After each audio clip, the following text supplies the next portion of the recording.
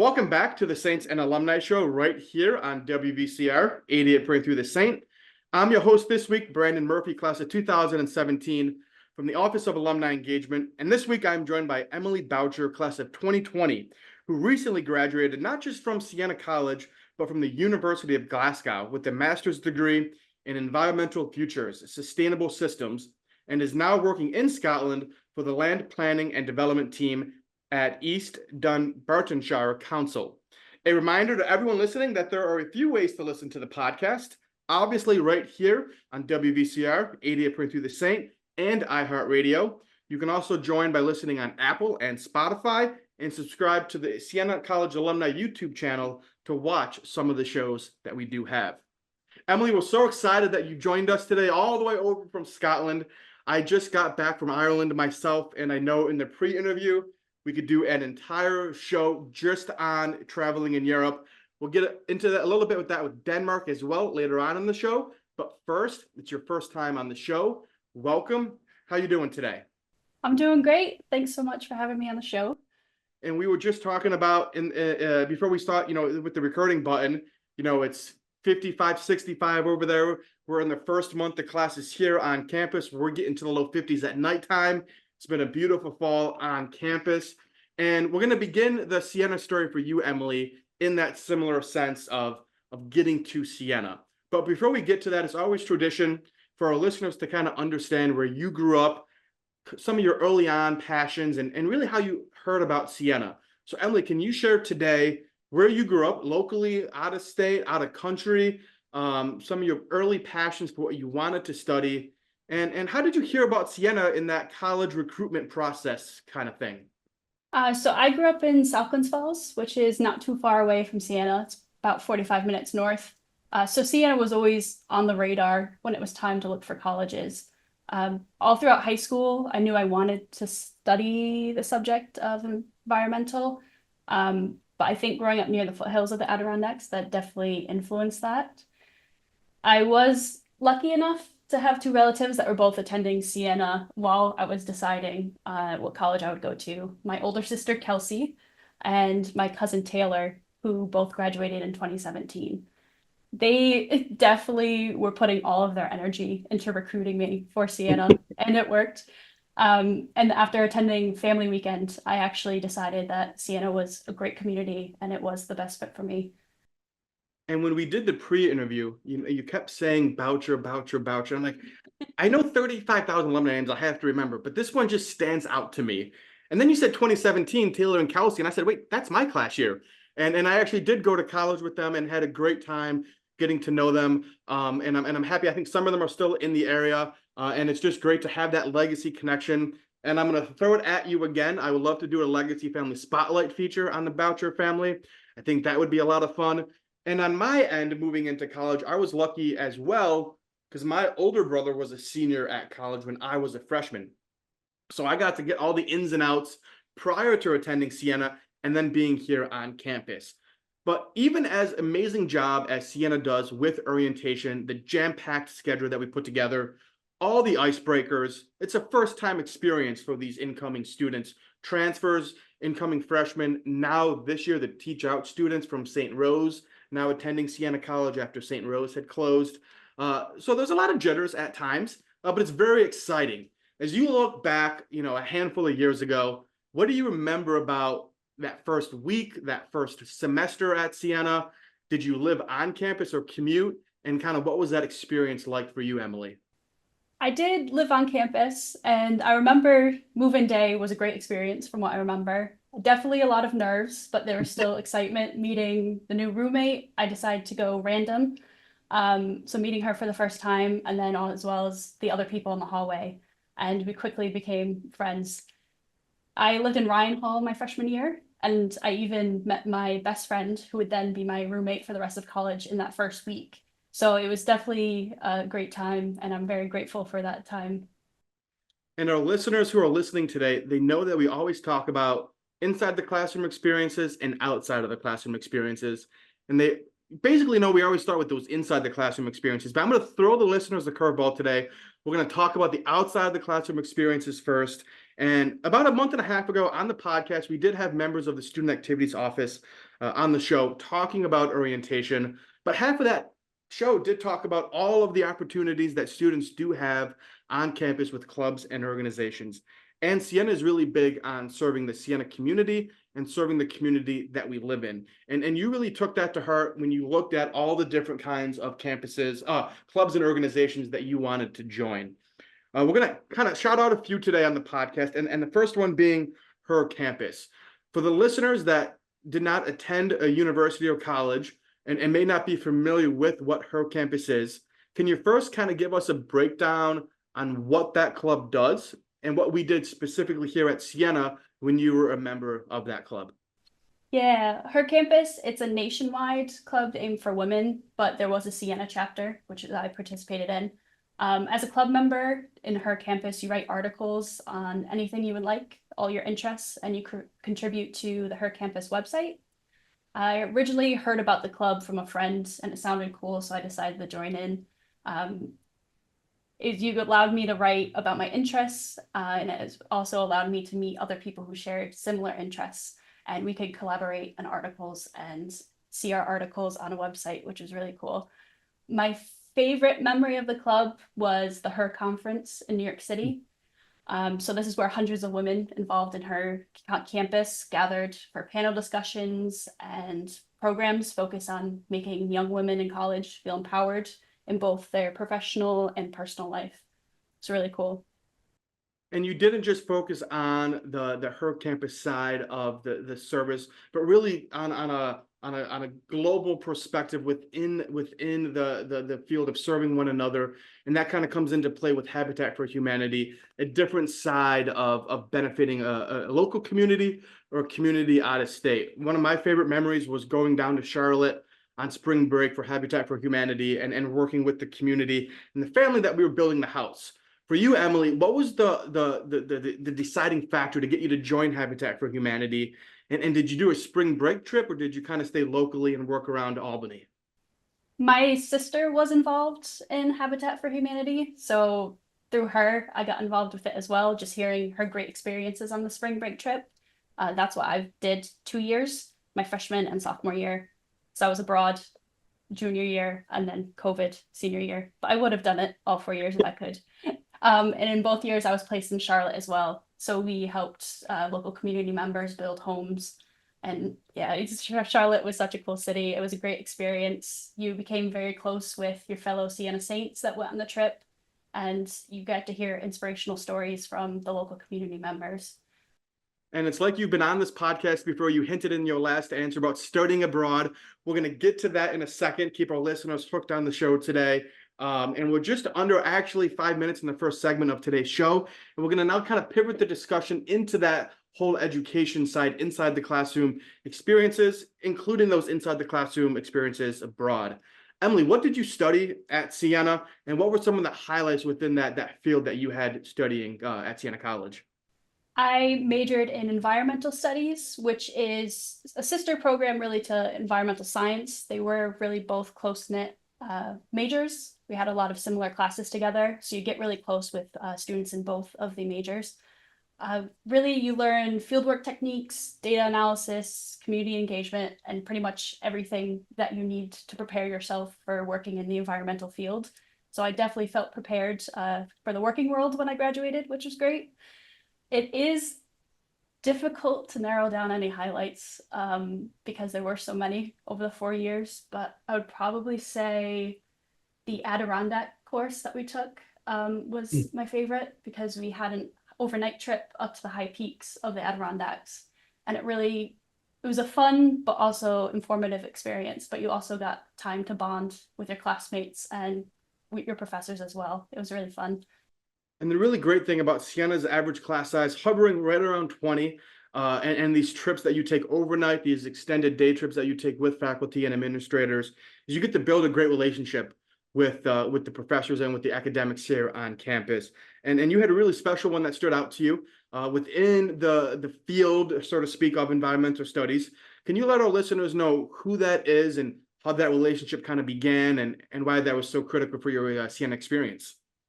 Yeah, so one person from Siena that really stands out to me is Dr. Mangun from the environmental department. Those in the environmental majors know and refer to her as Doc. So Doc's her enthusiasm, she has a great sense of humor and she can immediately brighten your day. You would always be happy when you had courses with her, classes that day. She was so supportive of all the environmental students and really took the time to get to know each individual, as well our interest in the environmental world as well as our personal interests. You can definitely tell that she was passionate about what she did.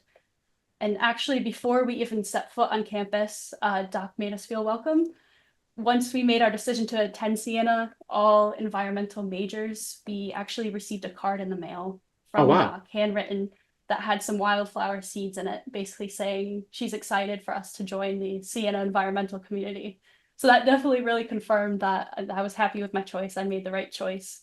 And I'm also really grateful for Doc, not only as as a professor during undergrad, but she also helped me a lot with study abroad as well as getting my master's abroad because she wrote my letter of recommendation both times. So I have to send a ton of thanks to her. And we do want to give study abroad its due here on the segment today. And we've got just under 90 seconds left before we cut to commercial break. So what I want to do is hold that study abroad question and topic to begin the second segment. I think it's going to help us paint a picture for Scotland and conclude the first segment of today's show by talking about your favorite memories. You know, right now you're living in Scotland. You've graduated just under 5 years ago. When you're texting the group chat or you're texting your family members, what are some of the highlights and some of the memories that you still smile about to this day? One of the memories that keeps on coming up is basketball games with the dog pound. So my cousin and my sister were part of that the first year when I was a freshman, and I continued throughout senior year. But it was always such a great atmosphere in the arena, and I definitely recommend signing up for Dog Pound. My favorite thing right now is the max schedule has been released, and I'm very excited to put together home alumni pre-games with family and friends. I would love if they went and played over in Scotland for a pregame or a non-conference, and we could get you to a basketball game. But we're very excited about the women's and the men's upcoming season. You can go to sienasaints.com to check out those schedules as well. When we come back in today's show, we're going to talk about all things abroad. We're going to highlight study abroad while on campus at Siena, your time obtaining your master's degree at the University of Glasgow, and highlight the work that you're doing with sustainability and the upcoming symposium here at Siena College. Don't go anywhere. We'll be right back here on WVCR 88. Welcome back to the Saints and Alumni Show right here on WVCR 88.3 The Saint. I'm your host this week, Brandon Murphy, class of 2017 from the Office of Alumni Engagement, and I am joined today by Emily Boucher, class of 2020, who recently graduated from the University of Glasgow with a master's degree in environmental futures, sustainable systems, and is now working in Scotland for sustainability purposes. And we're going to dive a lot into that experience in Scotland. We're going to highlight the October Symposium on Sustainability here at Siena College. But before we get to that, you know, we understand how you got to Siena, but not a lot of people may know how you got that travel bug, how you wanted to go abroad and then stay abroad. So I mentioned in the first segment, you know, abroad kind of began for you at Siena College. When you take a look back on that journey, why did you want to study abroad? Can you give us a little insight into the process of picking a school? And then where did you go, Emily? I think the inspiration came from an international studies course class that I took freshman year. There were quite a few upperclassmen also in the class who spent a semester abroad already. And I think hearing their experiences and their stories really inspired me to start looking into going abroad myself. And I really did want to gain that new perspective and worldview that they got from their experience. So I reached out to the study abroad office and they quickly start up the process. You have an initial meeting, they give you your options, and you kind of delve in through that and decide where you want to go. And when you finally got the options in front of you, were you thinking Southeast Asia? Were you thinking, you know, South America, Europe? Kind of what were some of the options that you had, and what did you ultimately select to go to while you were a student at Siena? So I had a couple, there was one in Costa Rica, one Australia, and then Denmark. I did choose the Denmark program. To be honest, I did not know much about Denmark before choosing this program, but I went for the program description itself, which was sustainable development in Northern Europe. And I had an interest in sustainable development, so that seemed like the best fit. Um, I did also want to kind of have a challenge with language. Yeah. It definitely was a challenge in Denmark, but I'm happy I did it. I pushed myself out of my comfort zone. And there was a lot of fun things that happened during the time abroad. I had a host family, so you really get to know the culture and kind of the day-to-day life of living in a different country, which is great. And I was really lucky in a similar sense where I had a housemate who had taught English in China, and I said I want to go abroad myself, and I ended up teaching English in Thailand, and I had a difficult language barrier too, and simple things such as getting out a paper and a pen for a lesson plan was almost impossible. So I greatly understand and appreciate the stepping out of the comfort zone and going to a different country and really taking that next step. And while you were over there, you got the travel bug, as I do. I would love to be living abroad right now, as you are. And this kind of helps us begin the discussion with Scotland and the University of Glasgow. Kind of how did getting a master's degree abroad even come into the forefront for you, and what was that process like to make that decision? After graduation, I did know I wanted to go back to school, so that was like a definite. I just didn't really know where. Um, Graduated 2020, so it was still the midst of the pandemic. I did work for 2 years, just because with everything happening in the world, and that gave me some time to really think about where I wanted to go, and the opportunity popped up that like, hey, abroad might be a good idea. So I actually reached out to Matt from the study abroad office to see if he could help me discover some options, and he was very helpful in sending a list of possible schools that work closely with Siena. That would be great. And when you think about the different options that you had, what stood out about the University of Glasgow? Was it Scotland as a whole? Was it the university's beautiful campus? Was it the specific sustainability program? What drew you to making that decision to attend the University of Glasgow? I would say it was probably a combination of three things. So one, the program looked like it provided great opportunities, such as work placement that we were able to conduct throughout the program. The Scottish culture just seemed really Yeah. cool and it seemed like it would be a good fit. I don't mind the rain that much, so it worked out. And the third thing was really a big kicker was that the UK allows international students to work part-time during their studies, which helped out a lot. And a few of the other countries I was looking at did not provide the opportunity. So it was just the logistics of living abroad. Yeah, so those are three really amazing favorable factors to get you to go to Scotland. I remember when I was looking at placements, I was looking in Southeast Asia to teach, and none of them, provided any type of financial benefits, any type of housing placements, even housing recommendations. I was basically on my own trying to figure out how do I live as a 22-year-old in a country I don't speak the language in or understand any of the real estate kind of landscape of it. When you're looking at studying abroad and you have that ability to work part-time and those opportunities, what was it like on the other side of things though, just being able to get over there, find a place to live? Is it on campus? Is it off campus? Do master's programs abroad have financial aid? Kind of what is that just general landscape of a master's degree in Scotland? I feel like I was lucky because University of Glasgow does see a lot of international students for both undergrad and postgrad. So they do have an international student department that provides a checklist to help us go through and make sure everything's all set. I did self-finance my studies during the 2 years I worked. I saved up, but I do believe University of Glasgow accepts FAFSA, student aid, and the main stress was definitely finding a place to live. So that had to be done all on my own. And it can be a bit intimidating trying to find an apartment when you're in a different country and dealing with different customs. I do feel like my previous abroad experience kind of gave me the confidence to know where to look and to keep looking. And I eventually landed a place. And we've got just under 6 minutes left in today's show.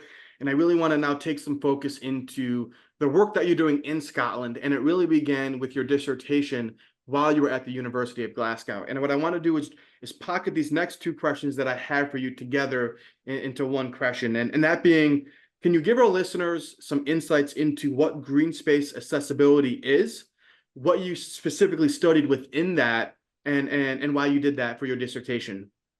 Yeah, so green spaces are super important, especially to an urban environment. They help with physical, mental, emotional well-being.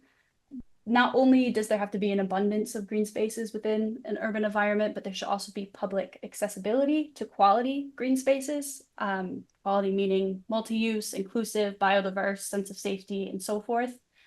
And I wanted to see if there were more variables other than income that influenced a population's proximity to quality public green spaces.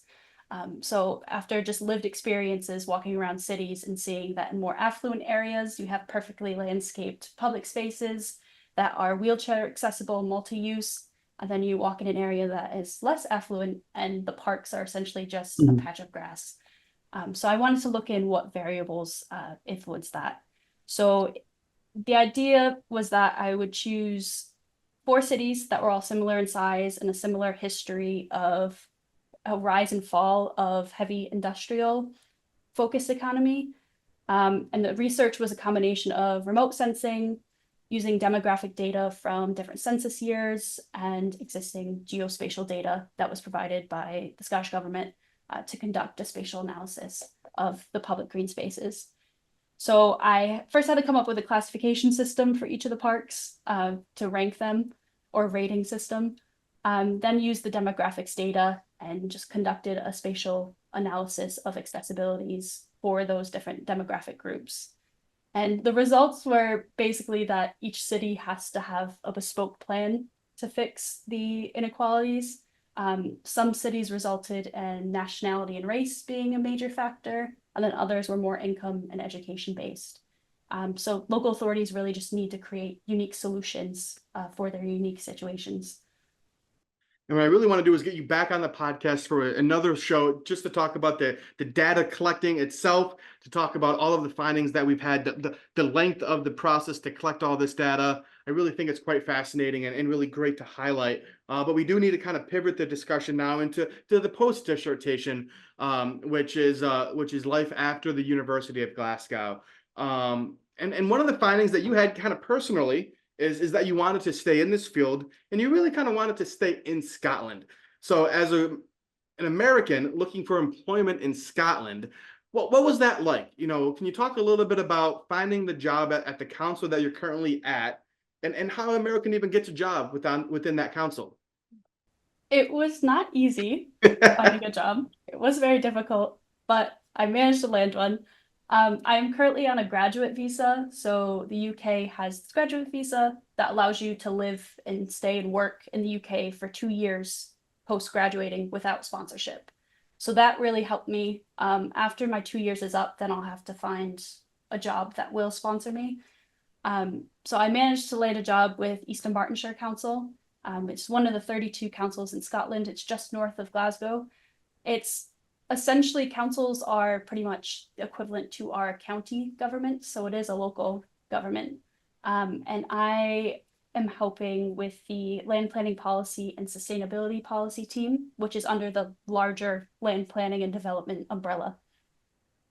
And we've got just under 2 minutes left in today's show. And what I want to do is pocket these next two questions together, so I give you more time to elaborate on your roles and responsibilities and why you're so passionate about this. But before I get to that last question, I do want to highlight for those listening that Siena College is holding Earth's Cry, Humanity's Call, a symposium on integral ecology this October, thanks to the work of the Laudato Si Center at Siena College. You can go to siena.edu and type in symposium to register for that event, October 10th through the 11th. And to conclude today's show, Emily, I do want to give our listeners some insights into what your day-to-day looks like on the council, and then conclude lastly with some final thoughts on why sustainability is so important to the world that we live in.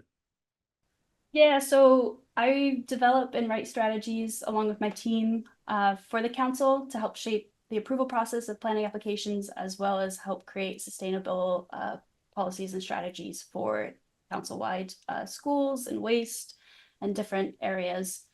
There are three strategies I'm currently involved with. So the Climate Action Plan, which sets out actions for East Dunbartonshire to reach net zero, to help the larger Scottish government goal of reaching net zero by 2045. Also the Local Development Plan, which sets out long-term plans for development across East Dunbartonshire. So spatial strategy and sustainable land use, sustainable development, and then also the food growing strategy. I just think it's really cool to contribute to policies that will hopefully make a positive impact to the local residents and the local community. Sustainability, I think, is super, super important because I think ultimately we have one planet that is currently hurting at the moment, and we are already seeing the negative impacts from that.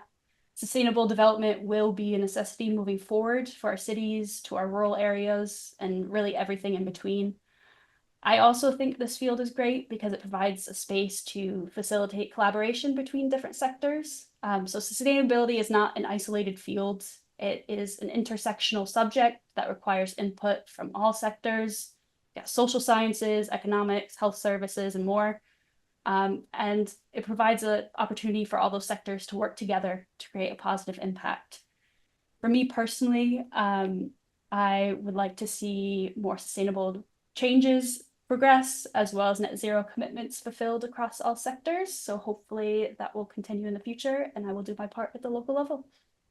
Emily, it's been so great to have you on the show today. It goes by way too quickly, but it's a very important topic, and we really do appreciate the insight. And you mentioned in your last answer about the collaboration, and it's really great even to see here at the Siena level, the collaboration and how we can do better at alumni events across the country, how we can do better here on campus with sustainability efforts. And I would love to get you connected with the Laudato Si Center at Siena and Brother Michael Perry and really kind of highlight all this great work that Siena is doing and the work that you're doing abroad. I would love to come live in Scotland. I wish you all the best. If you ever do move back to the States, we'd love to have you back on campus and connect with the current students. Stay in touch. Thank you so much for your time. Thank you, everybody, for listening. Have a great night. We'll see you next time here on WVCR 88.3 The Saint.